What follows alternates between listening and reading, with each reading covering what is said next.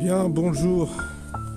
Nous sommes le 2 novembre aujourd'hui, samedi 2 novembre, et eh bien, on a un climat, une ambiance de saison. Une chape de plomb grise, et ma promenade, je suis obligé de la... Étant donné qu'on a changé d'heure, maintenant il fait nuit à 17h le soir, et je préfère marcher le soir, mais là, si je veux faire une vidéo, je suis obligé de partir un peu avant, quand il y a un peu plus de lumière, parce que là, la lumière qui tombe à 5 heures quasiment, c'est plus possible de faire de vidéo et de marcher. J'ai été très malade hier.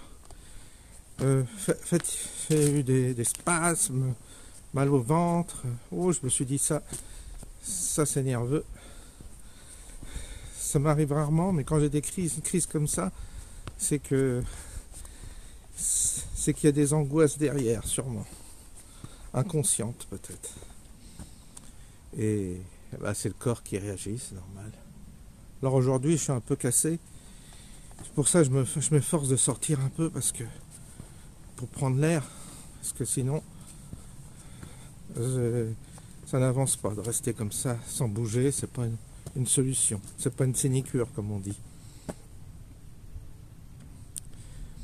Donc j'ai été un petit peu absent là sur ma chaîne pendant 2-3 jours. Avant-hier, je suis allé voir des amis. Pas fait de vidéo. Pas grave, hein, on peut s'arrêter. Hein, on n'est pas non plus obligé de sortir une vidéo par jour. Pas exagérer quand même. Après, le temps que j'ai... Là, j'ai pas fait de vidéo et je regardais un peu les... Vous savez, sur X, on voit pas mal de choses passer, beaucoup plus que sur d'autres réseaux. Et il y a un condensé un peu de ce qui se passe un peu partout. Et moi, je vois surtout la situation en France. C'est celle qui m'inquiète le plus.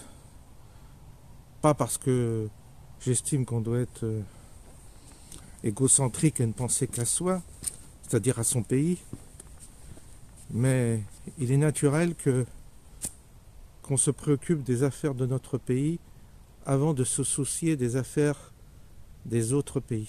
Pourquoi ?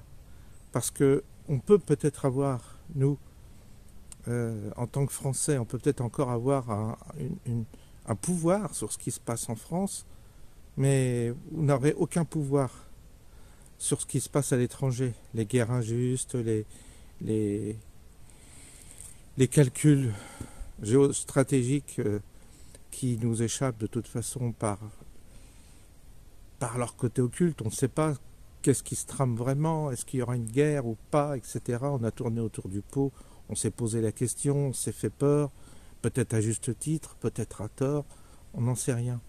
Quant à ce qui se passe au Proche-Orient, eh bien c'est la même chose.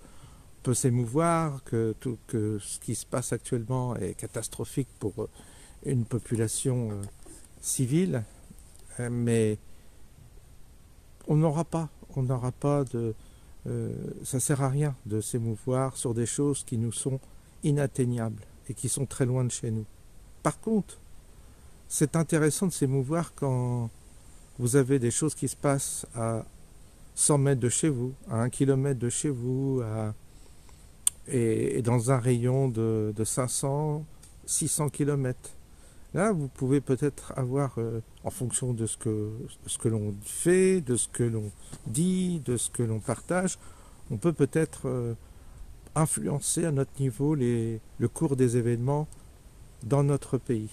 Donc je pense qu'il est prioritaire de s'occuper de notre pays avant de partir comme un chevalier blanc, défendre la veuve et l'orphelin à 10 000 km de chez nous. Et en l'occurrence, ce qui se passe en France actuellement est très très inquiétant, surtout là. il y a quelque chose qui s'accélère.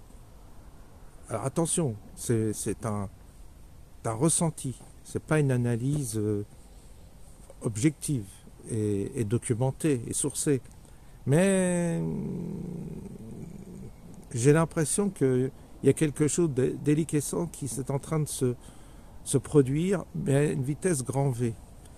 Il y a Rotaillot qui court après je ne sais quelle chimère de remettre de l'ordre dans le pays alors qu'il est seul, il a contre lui le Parlement, les ministres qui sont plus à gauche, etc. Donc Rotaillot, il fera rien, il pourra rien faire, bien entendu, que mouliner et travailler éventuellement pour lui pour les prochaines élections. Mais c'est peut-être qu'un calcul politique et pas vraiment... Parce qu'il n'y a pas les moyens aujourd'hui sont impuissants pour changer quoi que ce soit. J'ai écouté Philippe de Villiers vendredi soir, comme à l'accoutumée, et lui, il pense que Macron ne va pas finir son mandat, il pense que le gouvernement Barnier ne va pas tenir, et il pense qu'on va être dans une impasse. Moi, je pense la même chose. Je pense que là, on est dans une réelle impasse, et que tout part à volo, vraiment. Il y a un gros malaise. Je vois qu'il y a une population immigrée qui devient plus qu'envahissante. Ça, c'est un gros problème. Ils ont réussi à faire venir énormément de personnes immigrées avec leur culture. Moi, je vois beaucoup de femmes voilées, même dans des petits villages. Des gens qui ne veulent absolument pas s'intégrer, des gens qui ne tiennent pas bien leurs gosses, les gosses gueulent, tout ça. Il y a un problème d'éducation dans ces milieux-là, je le vois, dans les commerces, tout ça, la manière dont ils se tiennent, parlent fort. Il y a une drôle d'ambiance avec cette population immigrée. Il y a vraiment la volonté de provoquer le français, le blanc, et avec l'appui de toute la junte politique gauchiste et même modérée, c'est-à-dire on a de LR à l'extrême gauche qui fait la promotion de l'étranger et qui préfère aider l'étranger, faire construire des mosquées, réserver des appartements, des logements que pour les étrangers au détriment des Français qui restent et qui se sont fait bien baiser par ces partis de gauche qu'ils ont soutenus. Les ouvriers ont voté à gauche, ils ont voté pour leur bourreau, et ça continue pour ceux qui ont voté pour Macron. Et pour les agriculteurs qui ont voté majoritairement Macron, ne l'oublions pas, là ils vont manifester, mais il ne faut pas oublier qu'il y a eu des sondages de fait et qu'ils ont majoritairement voté Macron. Donc tous ces gens-là vont payer les conséquences, bien entendu. Quand je dis tous ces gens-là, c'est tous les Français, tous les travailleurs français, d'origine française, j'entends. Ils vont payer le prix fort. Hein. Parce que là, ça y est, c'est en train de déconner partout. Je vous l'ai dit, dans un village voisin, il y a un quart de migrants qui est arrivé. Fatalement, ce sera pour eux que on leur donne de l'argent, on les voit aller en ville avec de l'argent qu'on leur donne. Ils sont pris en charge par l'État, alors que, je vous l'ai dit, alors que les Français vont être abandonnés, délaissés et même persécutés. Parce qu'on va le soupçonner, aussitôt qu'un Français voudra se défendre contre un étranger, il sera mis en tort par le juge, tous les juges qui sont quasiment tous gauchistes. Donc en réalité, il n'a même plus les moyens de se défendre. Il est face à un tsunami qui est en train d'arriver là. Et c'est ça qui m'inquiète. Je voyais les images à Rieux-la-Pape là. Ça y est, c'est prêt à repartir. On voit bien que... Et puis ça brûle, il y a beaucoup de voitures qui brûlent, à gauche, à droite. Vous savez, il y a une ambiance à bas régime de guerre civile. Il y a vraiment une ambiance comme ça, sous-jacente, de potentielle guerre civile. Alors ça va se manifester par des jeunes délinquants qui vont tout casser, qui vont continuer à casser, à briser, à violenter des gens âgés, tout ça. On va avoir une police qui va être complètement désarmée, qui ne fera plus rien. Ils vont rester dans les commissariats en train de se faire tirer dessus par des des feux d'artifice, des choses comme ça. Et puis vous avez une population privilégiée pour l'instant à Paris, c'est les bobos qui vivent dans les beaux quartiers. Eux, ils ne sont pas encore touchés, mais ils vont l'être aussi. Ça va arriver.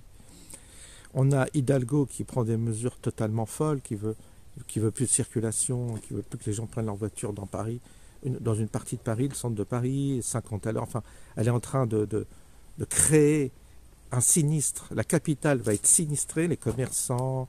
Je vous dis, les artisans ne pourront plus aller. Elle va en faire en sorte que la ville s'effondre et devienne une forme de chaos, habité par des zombies venus à la ramasse, venus de pays complètement de pays sous-développés, des pays où c'est déjà la barbarie, comme en Afghanistan, où les femmes ne peuvent plus se parler entre elles. Vous voyez, l'islam, c'est formidable.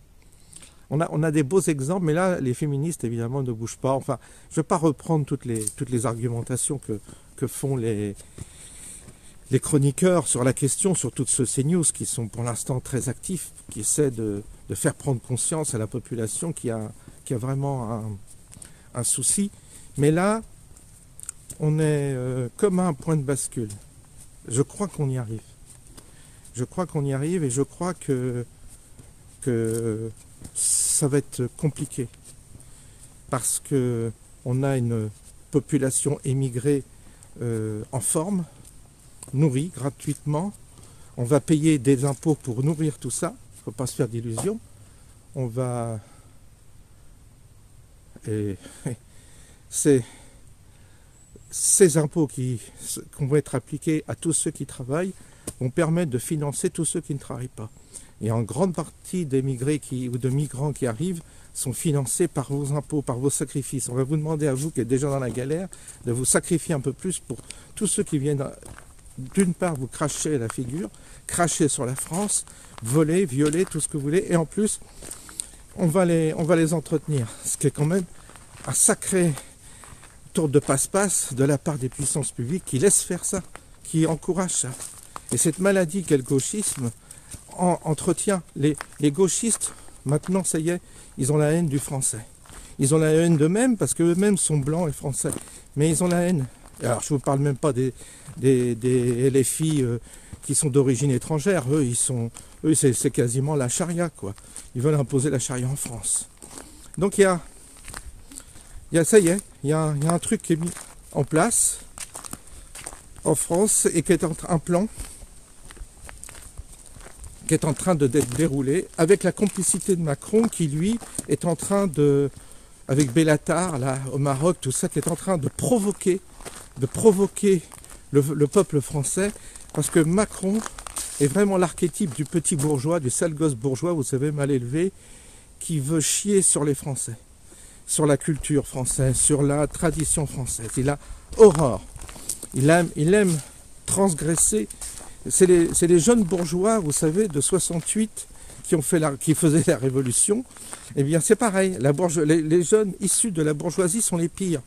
C'est eux parce qu'ils sont à l'abri du besoin financièrement, et leur distraction, c'est de transgresser les petites gens, de choquer les petites gens qui correspondent à un schéma pour eux réactionnaire.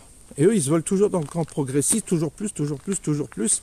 Et Macron, il cherche à provoquer le plus possible l'esprit français. Et il y arrive par différents... Alors là, il a trouvé que, comme disait de Philippe de Villiers, il a trouvé que c'était formidable, la colonisation musulmane en Europe, notamment en Europe du Sud, en Espagne, que c'était l'Andalousie, tout ça, c'était formidable. Quand les musulmans nous colonisent, ils trouvent ça formidable. Mais nous, quand on colonise les musulmans, nous, on est des gens terribles, affreux. Et c'est des crimes contre l'humanité quand c'est nous qu'allons. Mais eux, non, eux, ils peuvent venir et appliquer leur charia. Ils trouvent ça très bien, Macron. En fait, Macron, il est en train de précipiter vraiment. Il sait que ses jours sont comptés, donc il va tout faire pour nous précipiter dans un chaos que je vois venir. Il va souffler sur les braises, il va faire en sorte que le gouvernement soit complètement dépassé par une situation qu'il est en train de lui-même de créer. Vous savez, Bellatar, c'est vraiment une ordure. Ce type-là est une ordure, un islamiste complètement dévoué à sa cause, provocateur et décidé à détruire le français.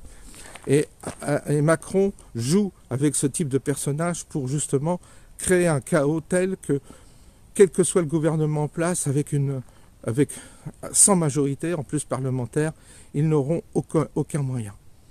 Et c'est comme ça qu'on va... D'ailleurs, il est en train de provoquer aussi l'armée. Et donc, il est à l'œuvre. Aujourd'hui, Macron, il sait qu'il est détesté par les Français, il le sait. Donc il dit, comme vous me détestez, moi je vais vous rendre l'appareil en foutant le feu. Comme disait Philippe de Villiers, c'est Néron.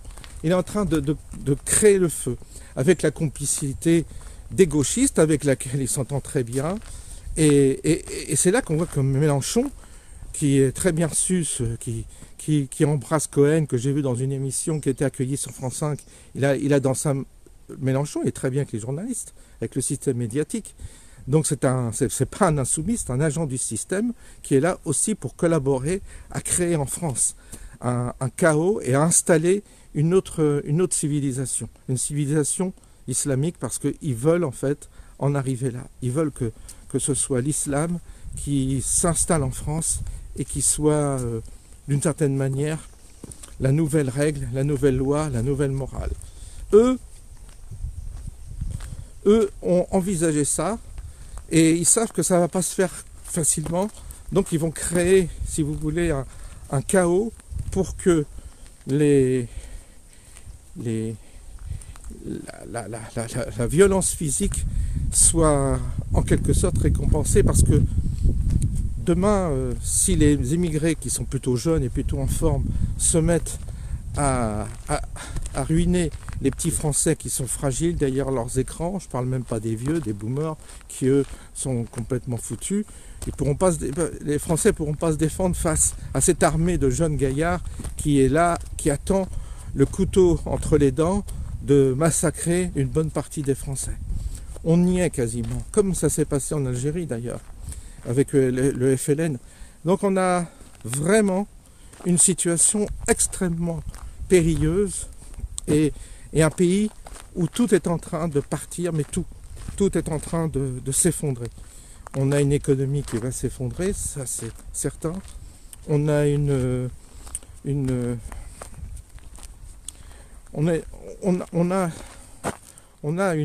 situation où toutes les administrations vont commencer à l'efficacité des administrations va s'effriter aussi, et il va y avoir un laisser-aller tel que la situation va vraiment déraper. Je pense que moi je suis pessimiste pour le coup là, mais je l'étais à long terme, et là je le deviens à court terme. Je pense que ça va arriver assez vite. Je pense que là on approche du déclin. Il y a les élections américaines qui peuvent jouer un rôle, mais je vois pas quel rôle elles peuvent jouer pour notre situation intérieure. Nous, c'est mort. Nous. Je pense c'est nous qui allons payer l'addition de tout.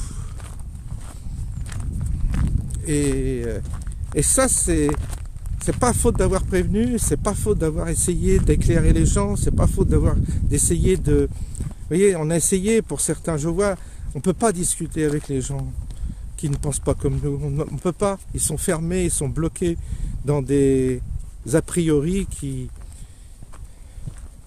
Ils sont indécrottables, on ne peut pas. Alors il faut bien voir que cette situation, eh bien, elle est en train d'arriver. Mais je pense que la principale le principal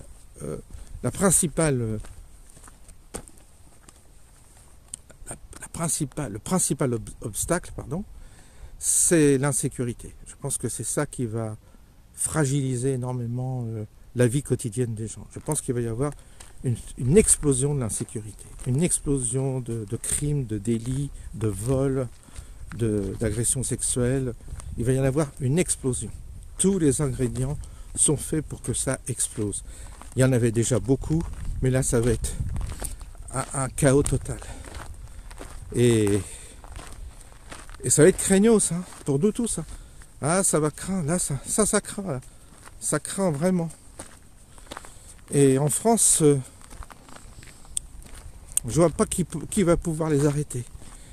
Je vous dis, il n'y a plus de pouvoir. S'il y avait encore un pouvoir politique qui tenait les choses en main, mais non, il n'y a plus de pouvoir politique. Il ne faut pas oublier que la gauche est ils ont quand même énormément de députés, hein, ils ont 190 députés, je crois. C'est beaucoup, hein. Et la gauche a envie de provoquer ce chaos en France pour ensuite peut-être, elle pense ramasser la mise. Elle pense.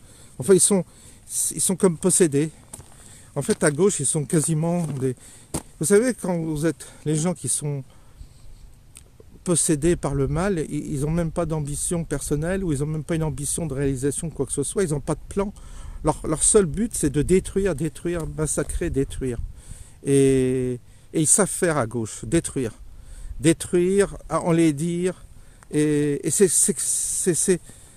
leur principe. Et je dirais qu'ils n'ont pas de projet, ces gens-là. Ils n'ont même pas un projet humaniste, quoi que ce soit. Pour eux, on le voit avec Hidalgo à Paris. À Paris, c'est infernal.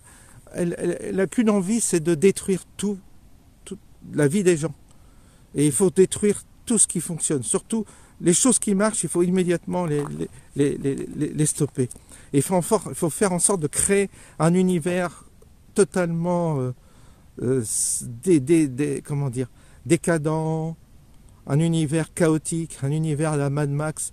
La gauche, en fait, les gauchistes et les gens de gauche sont animés par la méchanceté, par la jalousie, par le ressentiment, et ils ont envie de détruire simplement. Et c'est là qu'ils... C'est comme le mal. Le mal se nourrit du mal. Eux, c'est à la gauche, ils se nourrissent de la décadence, de la décrépitude, de l'effondrement. Ça les nourrit. Et c'est leur seul but, c'est de se nourrir du mal que peuvent ressentir les gens. Ils sont heureux quand les gens sont malheureux. Ils adorent ça. Et en plus, quand ils voient des témoignages de petits Français, de petits Blancs, qui crient « Ah, mais j'ai pas eu mon logement, c'est les émigrés qui sont avant », ils jouissent. Ils adorent. Parce que c'est ce qu'ils veulent. Ils veulent que les émigrés humilient les Blancs. Parce qu'ils ont la détestation d'eux-mêmes, ils ont la détestation de leurs parents, ils ont la détestation de leurs racines. Et il faut détruire systématiquement dans tous les recoins possibles. Il faut détruire tout ce qui ressemble à une forme de... à un bout de France, quoi, à ce qui pourrait encore signifier la France. D'ailleurs, le mot France est de moins en moins utilisé. Ils appellent ça République. Il y a l'Europe, mais ils ne parlent plus de la France. Même le mot France, si vous dites France, ça va devenir un terme fasciste. Peut-être même que vous serez censuré parce que vous oserez parler de la France sur les réseaux, parce que tout va s'y mettre. Il y a tout un ensemble. La gauche est là que pour, justement, créer un enfer chaotique et se nourrir de cet enfer et de se nourrir du mal que produisent leurs politiques. Et je pense que ce sont comme des êtres qui sont possédés. D'ailleurs, ils ont quand vous regardez les gauchistes, ils ont de la haine dans les yeux. Ils ont des visages de haine. Ils ont des morphologies quasi monstrueuses, quoi. On le voit la plupart du temps. Ils sont terrifiants. Et ils nous terrifient en même temps, ces gens-là. Et ils vont donc vraiment... parce qu'ils ont quand même quasiment tous les pouvoirs médiatiques, politiques, ils ont beaucoup dans l'administration, ils sont majoritaires, donc ils vont, comme des êtres possédés, ils vont faire le mal pour le mal et se nourrir du mal qu'ils font. Et Macron, c'est l'archétype même du démon, du petit démon, vous savez, du gosse qui démoniaque dans les films d'épouvante. C'est ça Macron. Alors, faut pas s'étonner. Et les Français, ils sont gentils, ils vont boire encore leur café, ils vont encore boire leur café au bar du coin, ils vont encore faire leur loto, ils vont encore s'acheter une voiture, ils vont encore se faire ils vont s'acheter un appartement, une maison. Et ils ont encore, il y en a même qui pensent à leur carrière, à leur avenir. Ils pensent que leurs enfants y réchapperont. Mais il y a encore des Français qui sont dans l'illusion que ça va continuer comme avant. Ils n'ont pas encore compris qu'ils étaient eux les prochains moutons qui vont être sacrifiés sur l'autel du sacrifice du collectivisme et du cosmopolisme. Donc ils n'ont pas encore compris, les Français. Beaucoup n'ont pas encore compris à quel point c'était eux la cible et que c'était eux qui allaient vraiment dégager et ils vont morfler. Hein. Ah oui, ils vont morfler. Et ça, c'est ce que je ressens.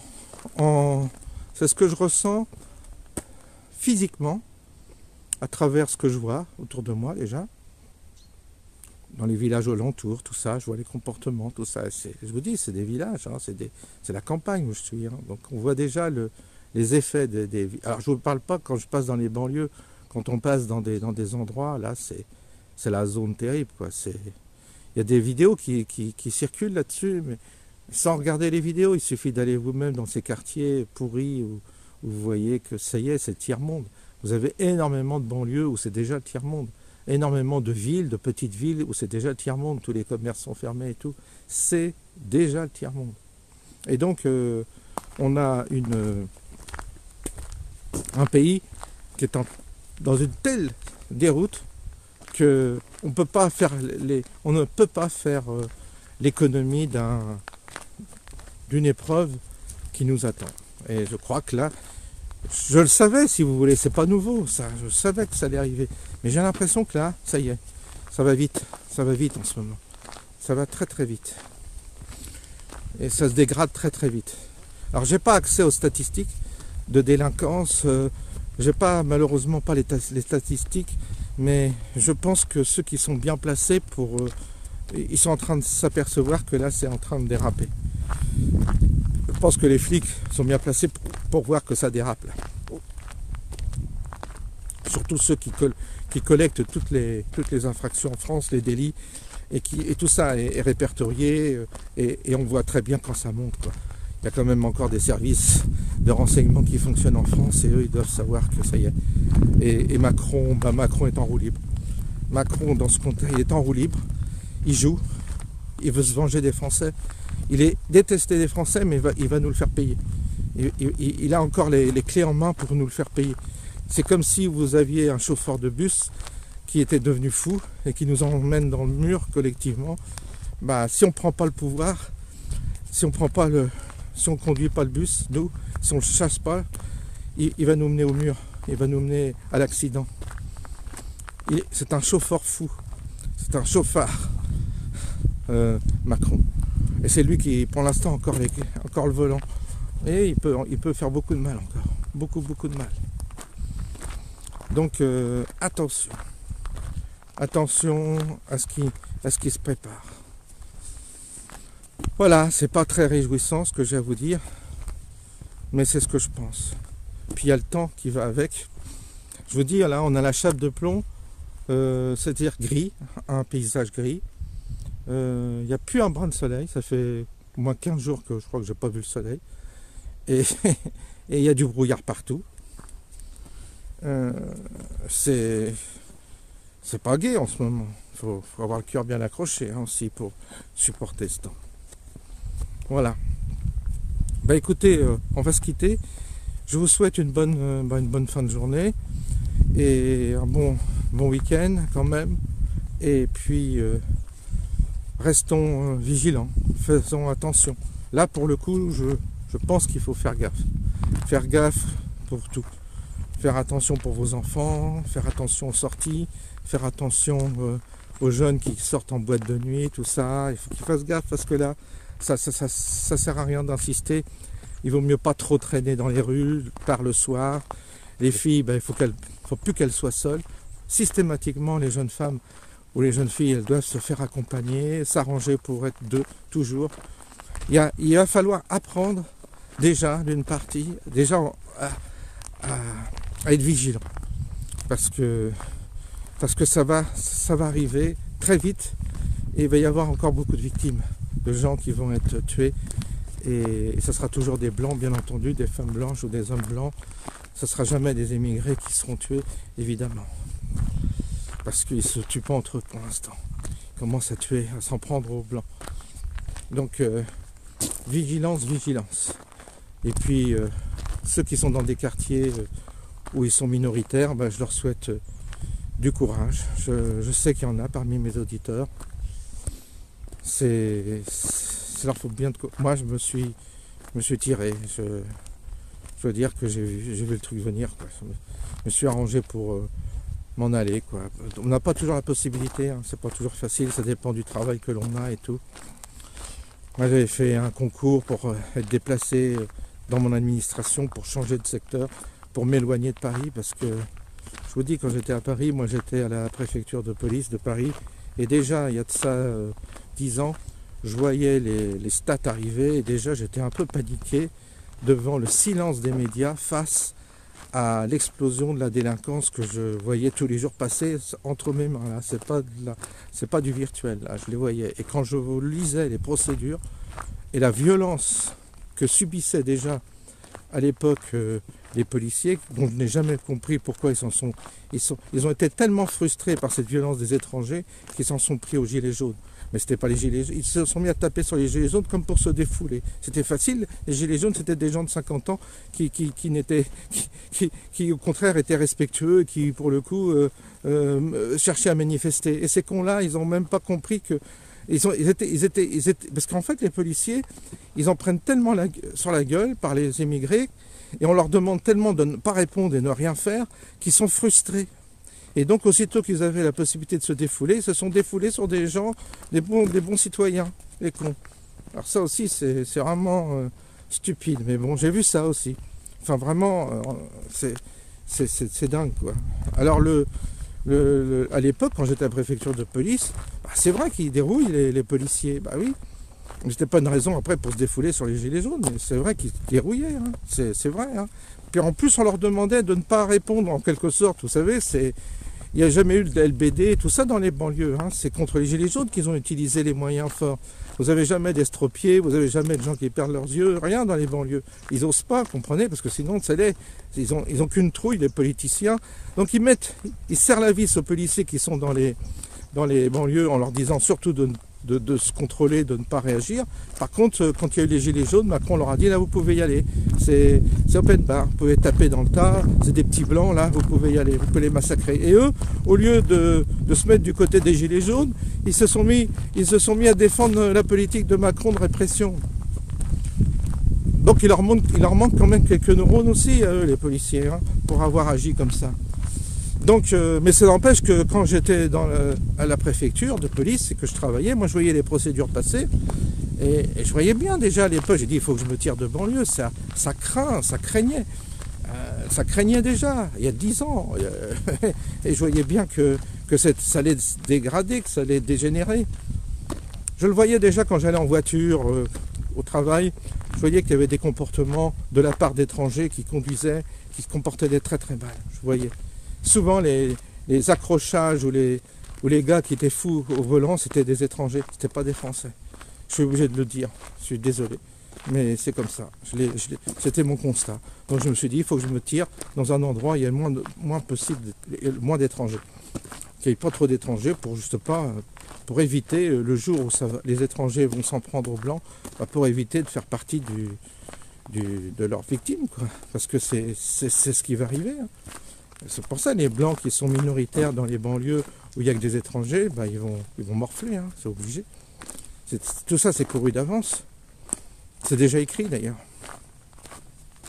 Enfin c'est comme ça.